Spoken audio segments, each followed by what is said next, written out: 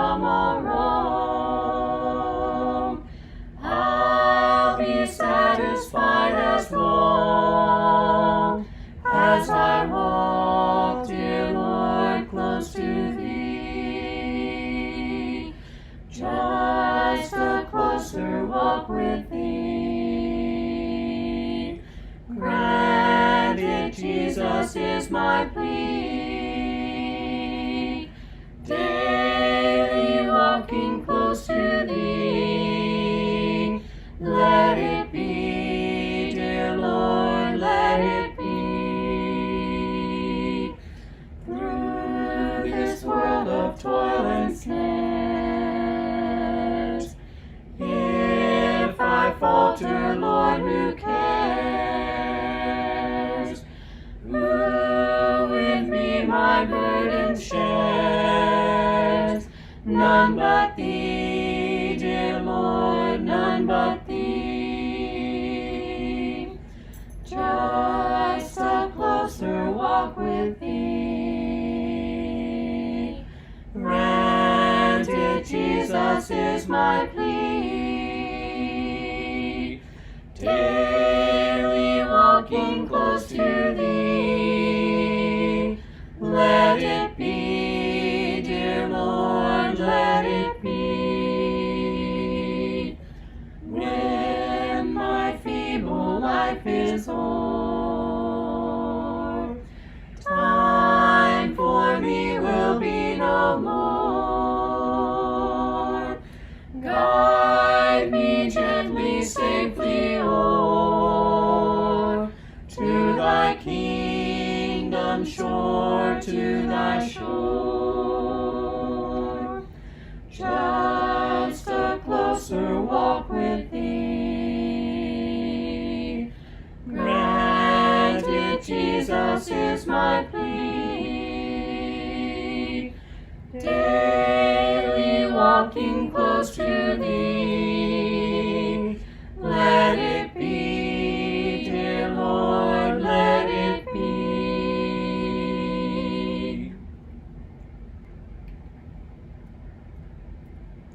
Sing the wondrous love of Jesus, sing His mercy and His grace.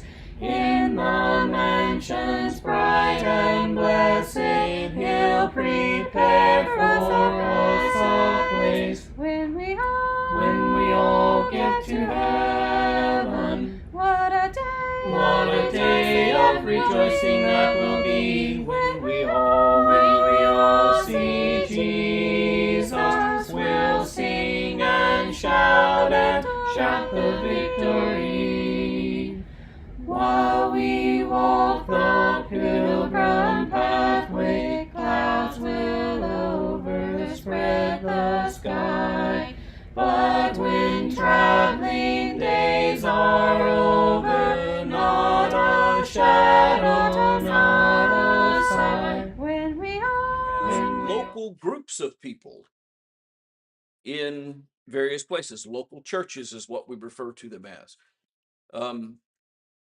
We then talked about we have individual responsibilities. However, we also have I want to say shared responsibilities. We have shared responsibilities that can only be done when we are together. And doing the individual obligations doesn't supplant the shared obligations, or doing the shared obligations doesn't do away with the individual obligations. It's both that we are called to be. And then we talked about the local church existing for worship and growth at the end of the discussion this morning. We want to pick up there tonight, and I actually am going to have to break this for just a minute and select a different slide.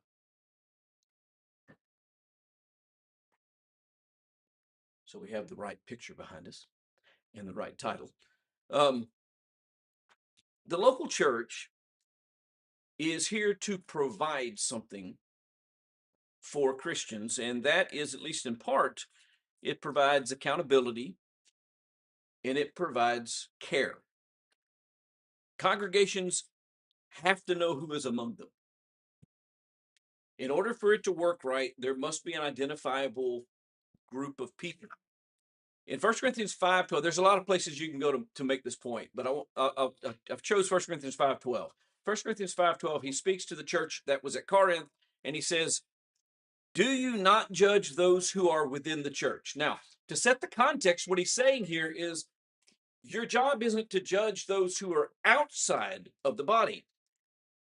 You are to judge those who are within the church. Do you not judge those who are within the church? Now, what that means is that the Corinthians had to be able to recognize who was part of the congregation and who was not, in order for them to know those people that they were obligated to judge and those people that they were obligated not to judge. This requires identifiable fellowship, and it requires participation. Um, Somebody coming in the room one time while we're assembled, and then we never see them again, not identified with us. No one in any, well, there are some groups that would claim membership of people just for walking in the door, but that is not. No one in their right mind would go, oh, that's a person that belongs here.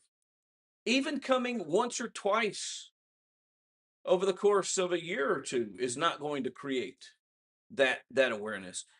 And maybe even coming every week, depending on how engaged you are and other things, may or may not identify a direct connection and association with the work. So we need to think about that. The New Testament doesn't describe disconnected Christianity without responsibility of other believers. In fact, it says that we have obligations. We're commanded. We're commanded to care for one another. Galatians 6:2 is just one example. Bear one another's burdens and thus fulfill the law of Christ.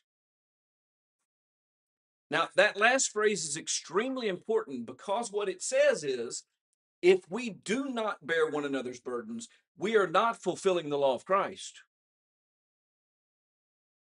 And so this is a command and obligation that we have to bear one another's burdens. It requires more than just occasional contact. It requires more than just a passing awareness of someone. The local church is where needs become known, where prayers are offered for one another, where burdens are literally shared, where the weight and the trouble and the hardship of the thing is taken and carried by someone else in the vein of the one who bore the cross for Jesus. Encouragement is given. Right here is where I want to say, I think I mentioned it to Wesley this morning. It may have been David. It was David this morning after service. The stuff that goes on before the assembly, the walking around and the talking and the visiting and the stuff that goes on after the assembly. And man, I'm thrilled about this. I'm gonna tell you, I'm thrilled that the number of people that are hanging around after services and talking and visiting and engaging with one another is thrilling to me. I'm gonna tell you why, because that is just as important in this respect as the worship assembly is, because that is where we really get to know one another. That is where we really find out the things that one another are facing and the help that one another needs. And we really develop relationships and friendships beyond just knowing that it's somebody that sits on the other side of the room. Um, Being able, well, I'll just say it this way. This is so important because isolation from this kind of association leaves people spiritually vulnerable. It's what causes people to stumble. It's what causes people to fall and not be able to regain their footing. I had a friend who had a medical condition that caused him great difficulty in walking. On more than one occasion, he fell and was just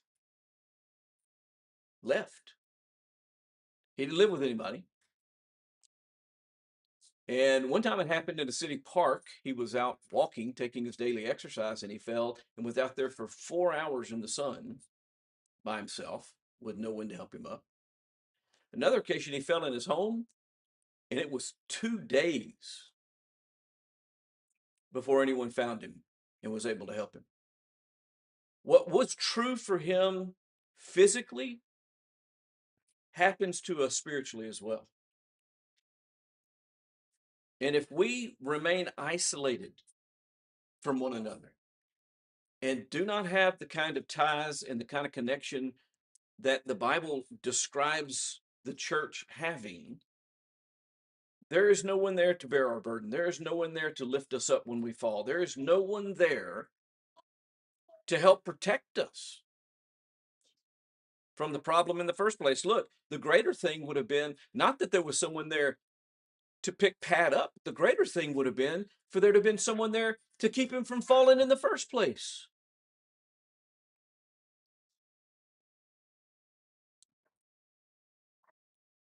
The local church participates in the work of God. Congregations spread the gospel. Timothy was written a letter that he was to inform him in the teaching that he did as a preacher. And he was told that the things that were being written to him was so that one knew how they ought to conduct themselves in the household of God, which is the pillar and support of the truth. The stand in which the truth is set on to be seen. The church at Antioch sent men into the field. We talked about that briefly this morning. Acts 13, verses 1 through 3. They sent Paul and Barnabas out to preach. The Thessalonians spread the word of the Lord. Thessalonians 1:8 said that the word had sounded forth from them so far that Paul, when he wrote to them, said that there was no need of him to even say anything because they had sounded forth the word. The Philippians supported Paul's work. Philippians chapter 4, verses 15 and 16. The local church is not simply a place where we gather.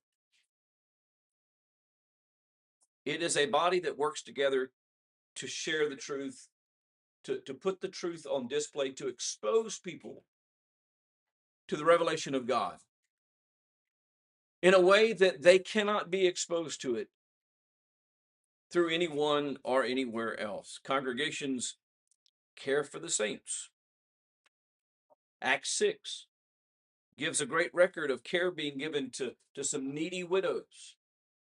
And there's something else that's important about that context that I think we need to understand, and it connects with what we talked about this morning, and the fact that, well, it connects even with the passage that Leo read tonight in the scripture reading. The fact that some people are good and apt at one thing, and some people are good and apt at another thing, and some people, now this is a different, it has nothing to do with aptitude, has nothing to do with skill. Some people have obligations to do some things and therefore can't do other things, and therefore other people need to be identified who have the obligation to that. That's what happens in Acts 6. They come to the apostles with this problem. The apostles say this is something definitely that needs to be done, but we can't do that because we have our own things to do. So we need to find other people among us who can care and take this task. And other men are chosen to do the care to the widows, who are the Hellenist widows. So the apostles were free to do the work that God had charged them to do. Each part of the body doing its part to the working of the whole. That's what was going on in Acts 6. 1 Timothy 5 discusses responsibility towards some dependent saints. We have that responsibility. Now, we have the obligation to make good judgments. and to help those who are truly dependent. But we have that obligation. That is part of what we exist as a church for. The church is an expression of a spiritual family. We are members one of another. And we're all brethren. And we need to function in a way that recognizes that special need.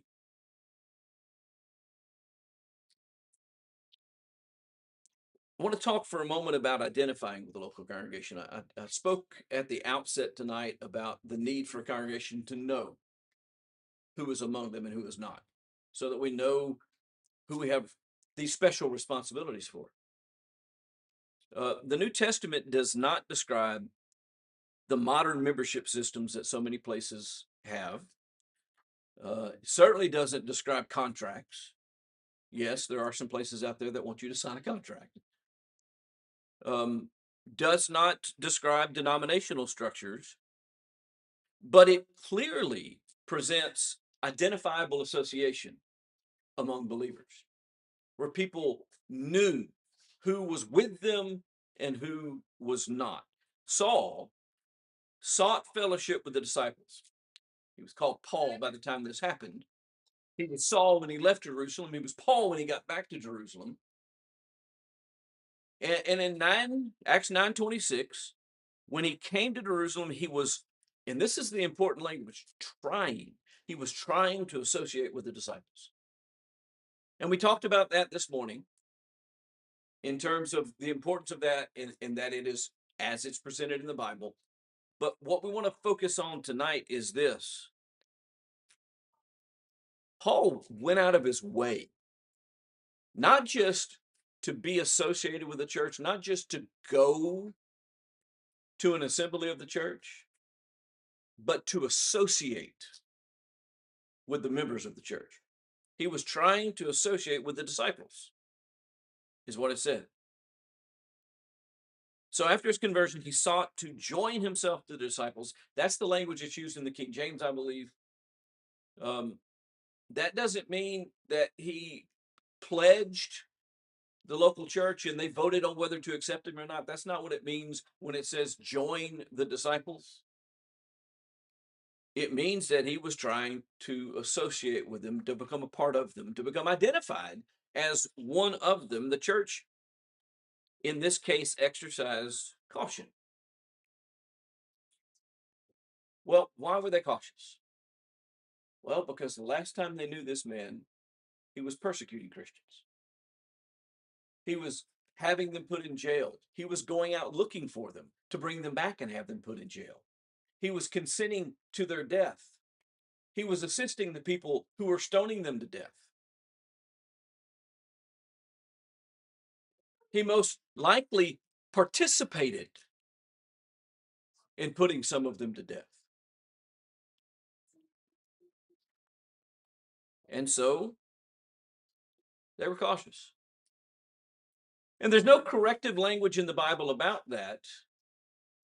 There's corrective action that was taken by someone who knew him. Someone who then went to the brethren and said, "This is a faithful man. These are the things that he has done. This is the fruit of his repentance. You can see the change in his life. You can now trust him and associate with him and receive him as a brother." And they did that. I don't think that there is a proper procedure. I just saw that question be asked the other day at a closed group on a social media platform that I'm a part of that's largely made up of preachers. Hey, what is y'all's procedure for folks placing membership? I don't know that there is a proper procedure, but this text alone in Acts 9 shows that it's important, and there needs both to be fellowship and discernment in fellowship. And if you add to that 1 Corinthians 5, where he corrects a group because they were accepting someone among them who was practicing things and was unwilling to repent that were so egregious, he said, that even the world would not have accepted the behavior, and they did nothing about it. They said, no, you need to identify that one and not have fellowship with them. We have to be able to identify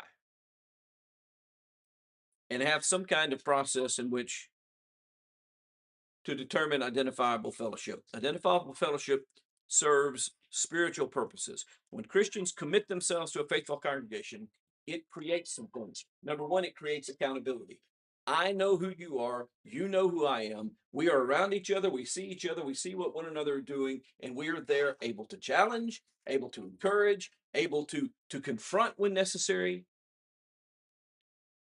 When Paul and Peter were in the same place, among the same group of Christians, and Peter was doing something that was not right, Paul withstood him to his face. That accountability was only possible because of their association. Encouragement, only possible with association. Shared labor is only possible if you know who is among you. And it should not be the case. I'm going to tell you something. This is a long-standing rule that gets applied in a lot of areas, but it is talked about in the church as well. 90% of the work gets done by 10% of the people. That is not the way it should be in the church of the Lord. There should be shared labor, shared responsibility, and everyone should do their part. Spiritual support, only possible if you know those who can. You support everyone on the earth? Can you maintain a relationship with everyone on the earth? Can you help everyone? Can you bear the burdens of everyone on the earth? Can you confront every wrong that's done in the world? No. Can you remove yourself from association with every evil that's done in the world? So you'll be remember, possibly Jesus himself told his disciples. All right, actually, I shouldn't say it that way. Paul, in the letter that he wrote to the church, when he told them that they should remove someone from their midst, he said, I did not at all mean the people of the world, or else you would need to leave the world. I meant a so-called brother who is doing such things. We cannot provide support to every living human being. So we have to know the ones who we have the special obligation to support are. Meaningful relationships. That's another one. People can talk. I mean, I don't even know, I lost count. I got 1,000 people that have sent me friend requests on Facebook, and I got 2,000, 2,500 people that are my friends on Facebook. I don't know those people. I can't maintain 2,000 friendships. To have real meaningful relationships, you have to know who the people are, and you have to spend time and effort to develop those relationships. The issue is not institutional formality. It's not about an organization or a place or a membership role. That's not why it's done. The issue is about faithful participation among God's people. That's why it's done. That's why it has to be done. When he wrote the letter to the church at Corinth, or to the church at Thessalonica, or to the church at Philippi, and said, read this to all the brothers, you have to know who they are in order to read it to them. You have to know who they are in order to know who it's addressed to. Finally, the danger in neglecting the church needs to be talked about. Christians who isolate themselves place themselves in very, very grave danger. Without encouragement, there is no way that we will complete the course that is set before us. I think I mentioned this morning Ecclesiastes 7 and verse 20. You can make an argument that we're not going to perfectly complete the course, even with encouragement. What I'm suggesting to you is it's impossible. It's impossible for us to finish the course on our own.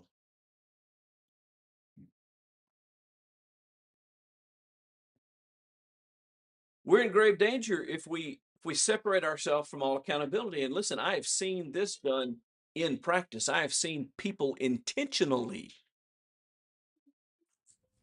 move from place to place to avoid accountability. It's a little harder to do that here than it is some places, but I've seen it happen. And I've been told by people when I went and talked to them about things, oh, I'm not a member here. Now, they attended all the time, but when one of the brothers wanted to hold them accountable for obligations, the response was, oh, I'm not a member here. So I don't have those obligations, and you can't correct me. We put ourselves in very, very grave danger if we are not held accountable for our obligations and what we ought to do. Without encouragement, without accountability, without fellowship, people easily become discouraged. Listen, I become discouraged sometimes with people who are encouraging me. There are plenty of people who encourage me, and I still at times struggle with frustrations and discouragement. Spiritually weak, really easy to become spiritually weak if I'm not being held accountable. Vulnerabilities to error, no guideposts, no awareness. You know, a baseball field. You ever notice on a baseball field something happens outside the base path? It's usually dirt, but more importantly, along the outfield wall, there is I forget how many feet it is now. It's been too long since I played. But there is a tract of dirt. The grass stops and there's a tract of dirt from there to the wall. You know what that's called? The warning track. Because when you are in the middle of a game and you are chasing a fly ball, you're not paying attention to where anything else is around you. You're staring at the ball. And the reason that is there is so as someone is running toward that wall, they become aware that they're getting close to the wall and they need to start paying attention or they're going to end up hurting themselves. It's called a warning track. That is one of the services we provide one another. We warn one another. You might want to think about that.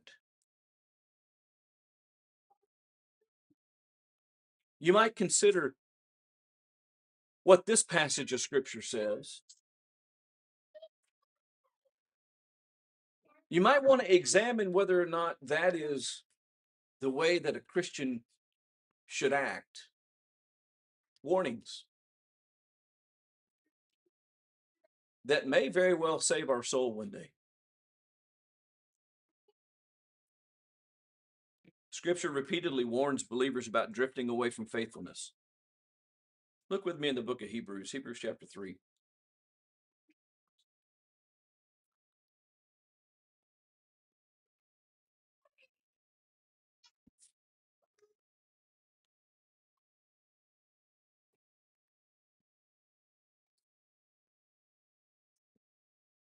Look at verses 12 and 13. Watch out, brothers and sisters, so there won't be in any of you an evil, unbelieving heart that turns away from the living God, but encourage each other daily while it is still called today, so that none of you is hardened by sin's deception.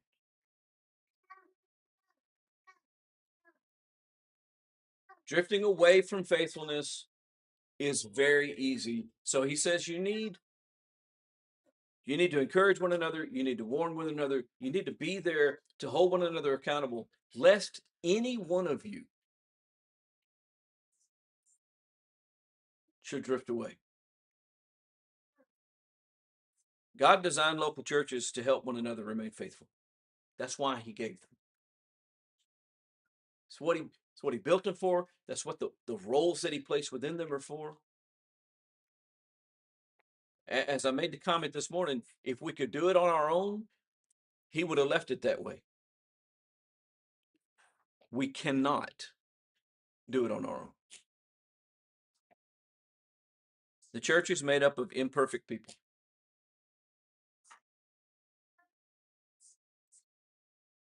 This is also a common thing you hear among preachers when they're talking to one another, especially if it's an older preacher talking to a younger preacher, and there's trouble and difficulty, and the younger preacher's discouraged, and he's looking at the greener grass on the other side of the fence and saying, "Boy, I wish I could be somewhere where things were like they ought to be, and I didn't have to worry about all these troubles."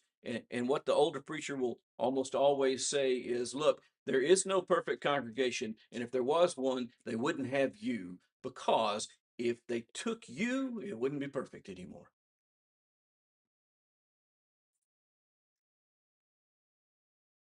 We are made up of imperfect people, and every congregation sees problems because people sin. That's just the reality. The New Testament consistently presents Christians as worshiping together, as working together, as encouraging one another, so that more saints remain faithful than would otherwise. Some will be lost, not just some in the world, some among us will drift away from the faith, will become unfaithful. We're no longer be. We got people that live in this town that used to be among us that are no longer among us, and many of them are no longer anywhere. It happens. We're here and we're worshiping together and working together and encouraging one another and bearing one another's burdens and exhorting one another, so that more of us remain faithful than would if we were doing this by ourselves. Do you remember that scene of Elijah the prophet when he sat down under the terebinth tree and he asked God to take his life? You remember why he was so discouraged and why he wanted God to take his life? Because he thought he was the only one. He understood that fellowship with others would make all the difference. And do you know what God said to him to encourage him? There are yet 7,000 others who have not bowed the knee to Baal. You are not the only faithful person. If he had been around those 7,000 others, if he had been engaged with them, if he had been walking with them and working with them, and they had been helping bear his burdens, and he had been helping bear their burdens, and they had been laboring together,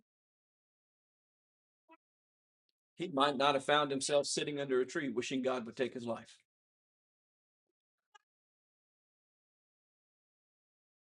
The question is not whether we claim to belong to Christ. The world is full of people who claim to belong to Christ. The question is whether we're willing to walk with his people, to labor beside them, to take seriously the responsibilities that God has given to us, both as individuals and as collective bodies.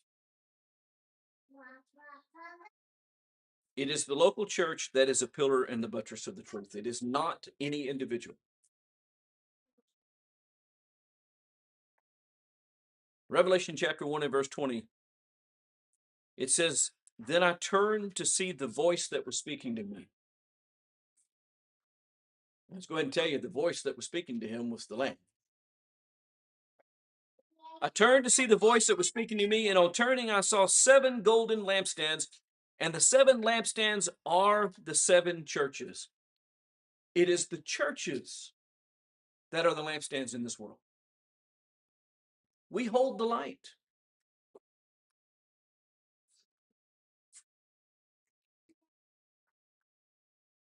It's in the local church that the light of truth shines out of into the world. And it is when unbelievers come in amongst us collectively and they look around and they say, surely the Lord is among them, that we have the opportunity to share a message that can transform their life, remake their mind, and change the direction of their lives forever. As we talked about this morning in the Bible class, that great judgment that we will all stand before, it has eternal consequences. Appreciating and being a true church with all of the ups and the downs and the goods and the bads and the struggles and the warts and all of being a true church that is dedicated. Well, I heard of a congregation recently that told a fellow that was going to work with them, we are a messy church. We want you to understand that right now. We're a messy church. I said, that's perfectly fine as long as you don't want to stay messy. If we will be the kind of place that invites in people with their messes, and then we help one another clean up their messes and help them maintain fellowship with God and help them overcome their weaknesses and their failures and help them learn where they lack knowledge and allow them to share where they have knowledge, we can change we can change people's life eternally. Because when you stand before God in the day of judgment and you hear the words, well done, my good and faithful servant, enter into the glories of your Father, that is going to be eternal blessings.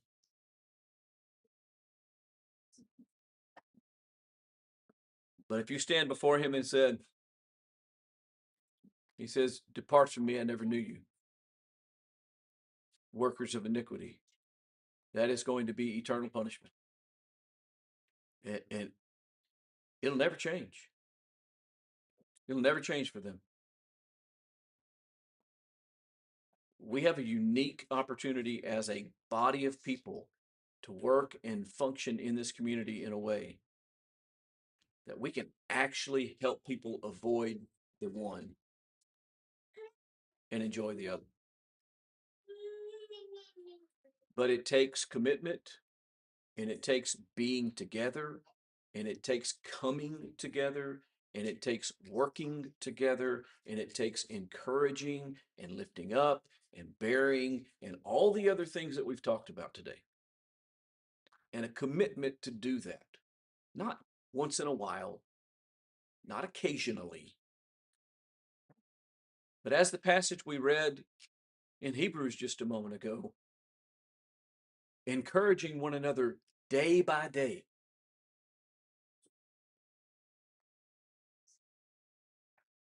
We do that, we'll all be able to see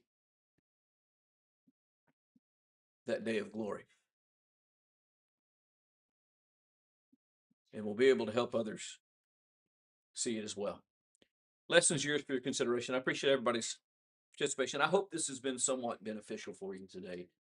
It really is important.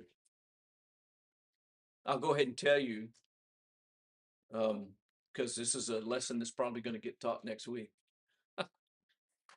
The other thing that I would have talked about tonight is the peace of the faithful, the peace that we enjoy, and confidence that we enjoy being among the faithful, and maybe that'll be next Sunday morning's lesson. Um, there is such value to being a child of God. It's a lot of work, and there are days that it's hard, and there are days that it's frustrating, and there are days that you feel like you are swimming against the stream, and the stream is flooded. But it is worth every moment when you see the light come on. You see the change take place in someone, and you know that you have just had a small part in helping snatch someone out of the fire. Think about these things. If we can help you in any way, if you'd let it be known as we stand and sing, we will.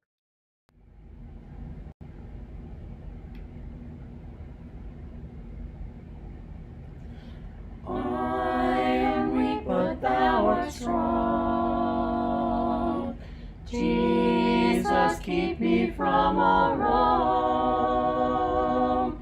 I'll be satisfied as long as I walk, dear Lord, close to thee. Just a closer walk with thee.